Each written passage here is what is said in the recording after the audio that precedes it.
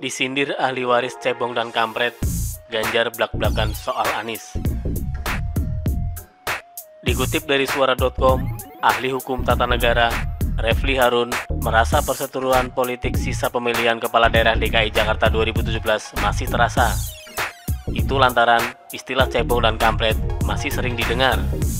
Bahkan, Gubernur Jawa Tengah Ganjar Pranowo disebut-sebut sebagai ahli waris cebong, sementara Anies Baswedan ahli waris kampret.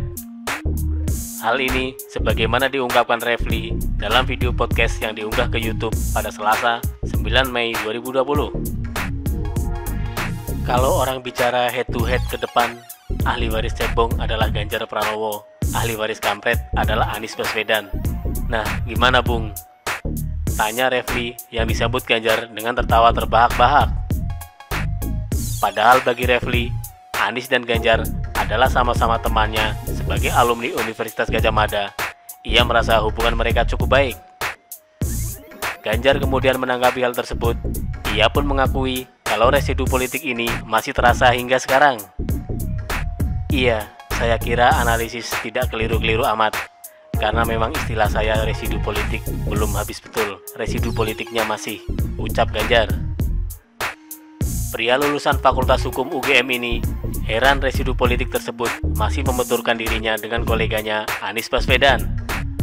Bahkan, ia merasa residu politik ini membuat orang-orang sakit perut.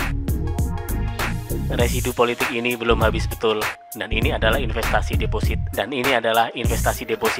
Hari ini di-maintenance dan digerakkan. Kalau dari Pilkada DKI, bahasa saya adalah proses politik yang bikin sakit perut terlalu lama, sampai terjadi pembelahan, ujar Ganjar. Menurutnya, residu politik Pilkada DKI Jakarta sampai hari ini menjadi deposit yang bisa dikelola oleh siapapun. Menjadi semakin liar, apalagi itu dibungkus dengan isu agama. Kepada Refli, Ganjar menjelaskan bahwa hubungannya dengan Anies sebenarnya baik-baik saja. Mereka pun pernah kuliah kerja nyata KKN bersama. Anies itu bareng-bareng sejak dulu. KKN dulu bareng, tidak pernah ada masalah. Saat Anies mau maju calon presiden, saya ikut di Anies. Dia maju presiden ikut konvensi Demokrat, kemudian gagal. Kemudian bergabung dengan Jokowi jadi menteri, kita fine-fine saja, ungkap Ganjar. Politikus Partai PDI Perjuangan ini heran karena sering menemukan berita yang membanding-bandingkan dirinya dengan Anies. Kalau ada berita tentang Anies nggak baik, itu baik-baikin saya. Kalau ada cerita nggak baik soal saya, terus baik-baikin Anies. Atau kemudian salah satu muncul, kemudian digebukin antara satunya, ucap Ganjar. Ganjar menambahkan, saat saya ketemu Anies saya bilang, Nis, awake dhewe iki ada apa ya? Kok kemudian kelompok itu begitu? Ya boh, jawab Anies.